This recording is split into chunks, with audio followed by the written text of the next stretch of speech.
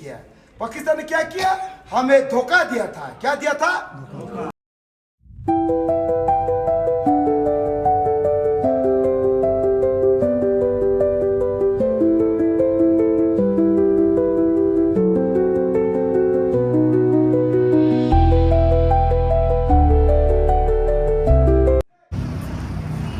तो अभी मैं पहुंच गया हूँ हॉल ऑफ फेम और अभी मैं आपको लेके चलता हूँ, अंदर दिखाता हूँ आपको।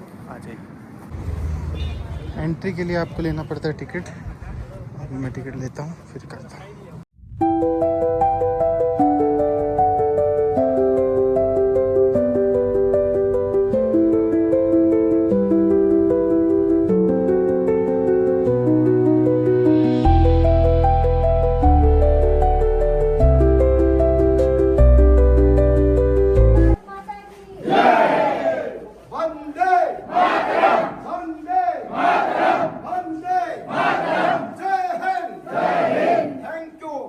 This place became the center of much international intrigue and war between India and Pakistan.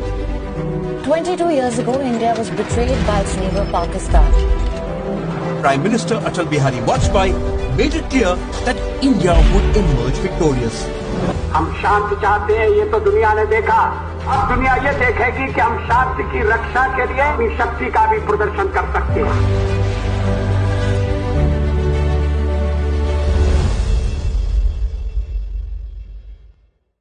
6 आदमी नजर आई है। कोई काला रंग का ढेर लगा हुआ था, तो मैंने थोड़ा सा देखा उसमें, तो पत्थर डोल रहा था।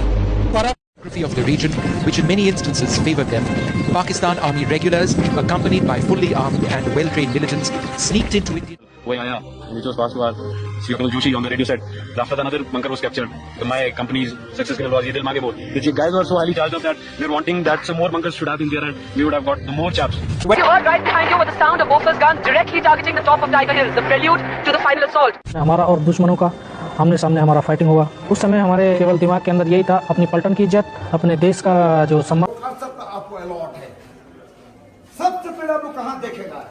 मेरे तो सामने, आप लोग के पीछे, वहाँ पीछे किताब देखना है। ये कोना से लेकर लास्ट कोना तक, इसके अंदर कुछ सामान लूट कर रखा है, इसके अंदर कुछ चीज रखा हुआ है। ये क्या चीज है? हमने सुना होगा सियाचिन ग्लेशियर। सियाचिन ग्लेशियर के अंदर क्या क्या सामान की जरूरत पड़ता है, क्या चीज की जरूरत पड़ता है, वो सामान मौजूद उसके अंदर लूट कर रखा आर्मी ने।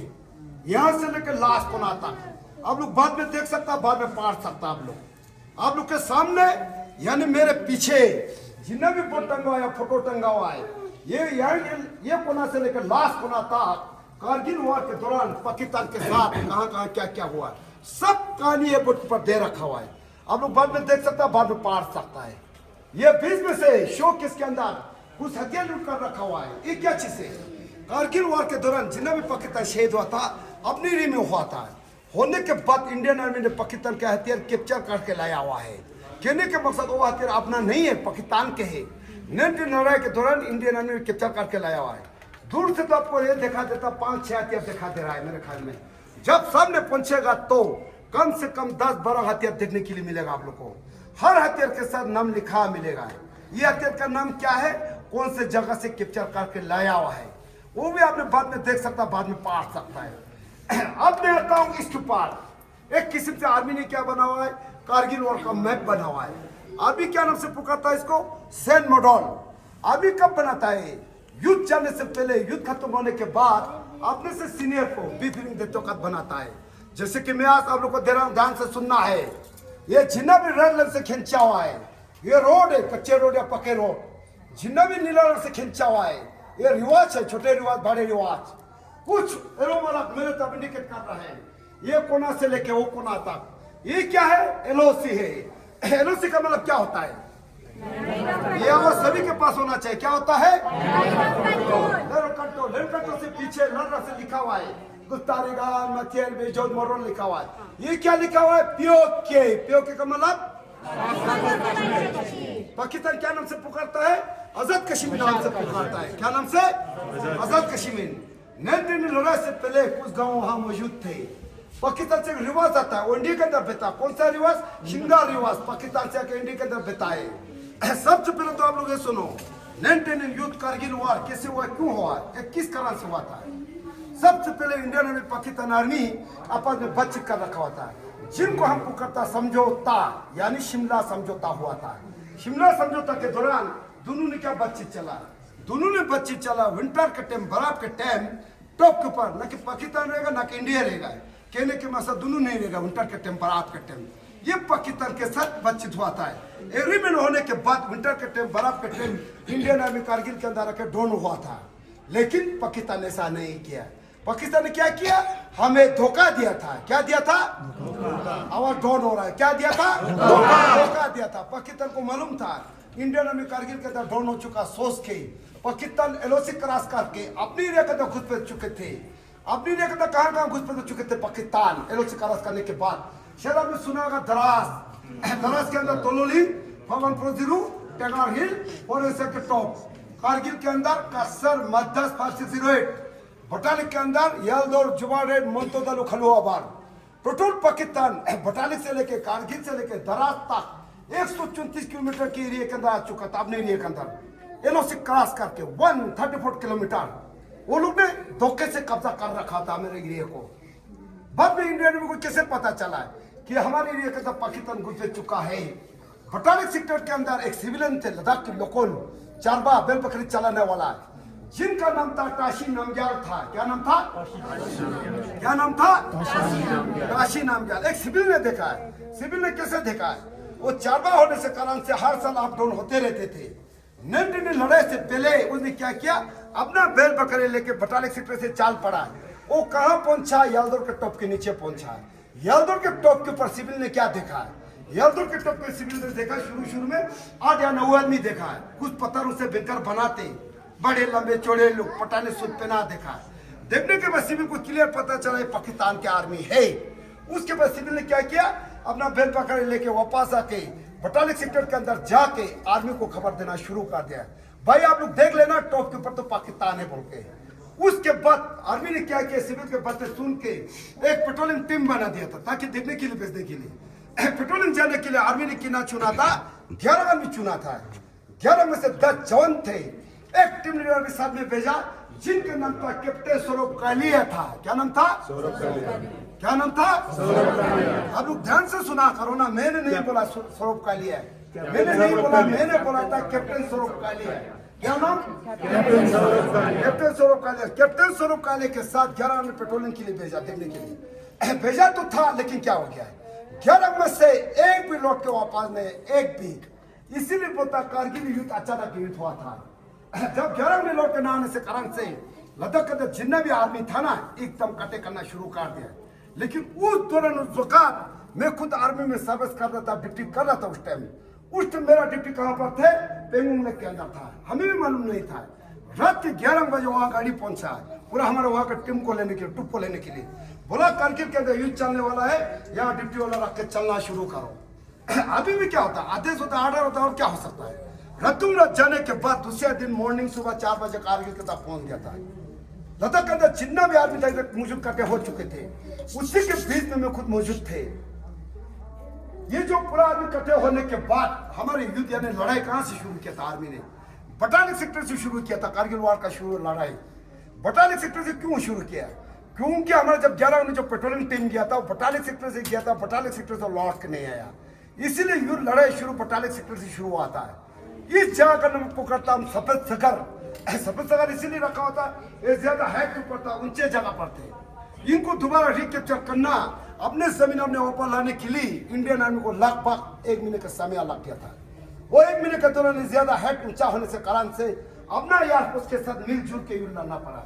ताकि उस टाइम एयरफोर्स ने क्या किया, हवा जजूम से ऊपर से बम बारी गिराना शुरू कर दिया। बाकी आर्मी ने नीचे से अटैक करके 1 महीने के दौरान दोबारा रिकैप्चर कर दिए थे। अपने जमीन अपने ऊपर लाए भी था। लेकिन उस दौरान उस वक्त हमारे टीम लीडर था जिनका नाम था कैप्टन मनोज कुमार पांडे था, 11 जेयर के थे। वो यलदौर के टॉप के ऊपर शहीद हुआ था। शहीद होने के बाद उनके काम को देख, उनके बदलू को, जैसा कि आपने अभी सुना ऑफिसर के द्वारा बताया गया कारगिल वॉर के बारे में, पूरा डिटेल उन्होंने बता दिया है कारगिल वॉर कब हुआ, कैसे हुआ था। और उन्होंने ये भी बताया है कि कारगिल वॉर के दौरान इंडियन आर्मी ने पाकिस्तान आर्मी के वेपन्स कैप्चर किए हैं। और जो जो वेपन्स उन्होंने कैप्चर किए हैं वो आप वहाँ डिस्प्ले में देख सकते हैं। अभी मैं आपको वो दिखाता हूँ जो जो उन्होंने कैप्चर किया है। अभी आप देख रहे हैं ये गन और इसके साथ में फ़ोन, ये भी पाकिस्तान आर्मी का है। और ये कुछ एसेसरीज़, दूरबीन वगैरह और गन्स, मैगज़ीन्स, और सामने आप देख रहे हैं बुलेट सेल और मास्क, ये सब जो कैप्चर किया गया है ये पाकिस्तान आर्मी का है, जो इंडियन आर्मी ने कैप्चर किया है।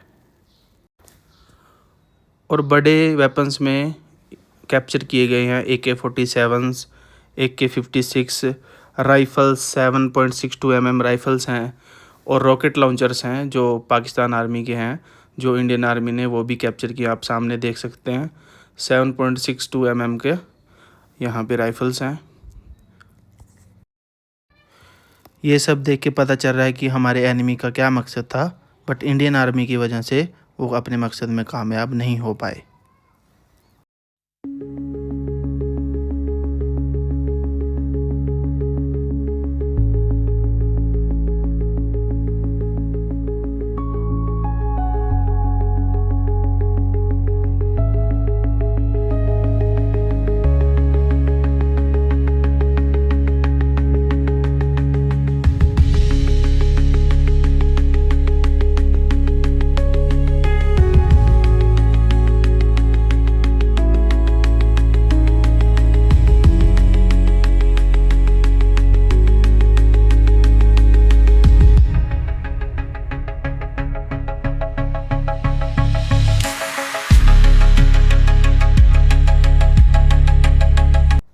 कारगिल वॉर को नाम दिया गया था ऑपरेशन विजय, और उसका जर्नल भी आप यहाँ पे देख सकते हैं। यहाँ पे सब आपको देखने को मिलेगा।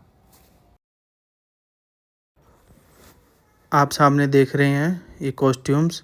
ये जैसा कि आपको पता है हमारा जो हाई एल्टीट्यूड पे एक पोस्ट है, सियाचिन पोस्ट, वहाँ पे जो सोल्जर्स हैं वो ये सब चीज़ें यूज़ करते हैं। ये टेंट्स हैं जिसमें सोल्जर्स रहते हैं, क्योंकि वहाँ पे टेम्परेचर होता है माइनस में। ये सब वो यूज़ करते हैं अपना। और ये आप देख रहे हैं सामने मेरे, ये है पुराने टाइम के यूज़ होने वाले वेपन्स, लद्दाखी वेपन्स आप बोल सकते हैं। जैसे आप देख रहे हैं ये बने हुए हैं लकड़ी से। ये पुराने टाइम में, राजाओं के टाइम में यूज़ होने वाले वेपन्स हैं। और ये देखिए आप, डिफरेंट वेपन्स हैं। और ये सब जो हैं ये पुराने टाइम में यूज़ होते थे, और ये भी आपको यहाँ देखने को मिलेंगे। और ये हैं कॉस्ट्यूम्स जो पुराने टाइम में आप देखें। और ये कुछ बर्तन हैं उनके, और कुछ और सामान है पुराना। और ये आप सामने देख रहे हैं अलग अलग तरह का जो वो यूज़ करते थे। ये बर्तन आ गए। तो जैसे अंदर से आप बाहर आएंगे तो ये इस साइड बना हुआ है जी, ये आपको दिखाता हूँ मैं।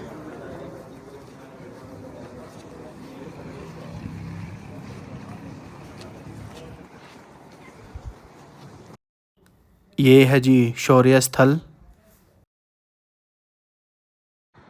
तो आप अंदर आएंगे तो आप ये देख रहे हैं, ये जो हमारे देश की रक्षा करते टाइम जो जवान शहीद हुए थे वॉर में, उनका एक सबका मेमोरियल स्टोन बनाया हुआ है, और सबके नाम उस पर लिखे हुए हैं। और ये देखिए आप, कितने जवान शहीद हुए थे हमारे, ये आप देखेंगे तो ये बहुत दूर तक मेमोरियल स्टोन्स बने हुए हैं।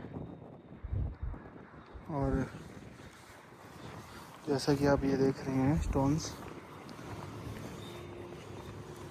जैसे सब पे लिखा हुआ है नाम उनके, उनको डेडिकेट किया हुआ है। आप देखिए,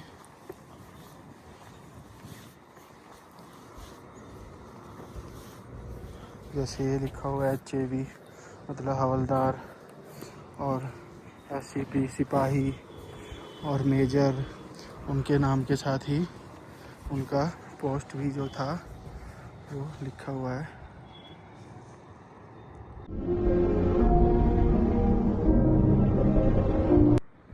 ट्रिब्यूट टू आवर हीरोज़। ये देखिए आप यहाँ से प्राउड फील होता है इंडियन आर्मी पे। और ये सब आप देख सकते हैं। इंडियन आर्मी है तभी हम लोग सेफ हैं।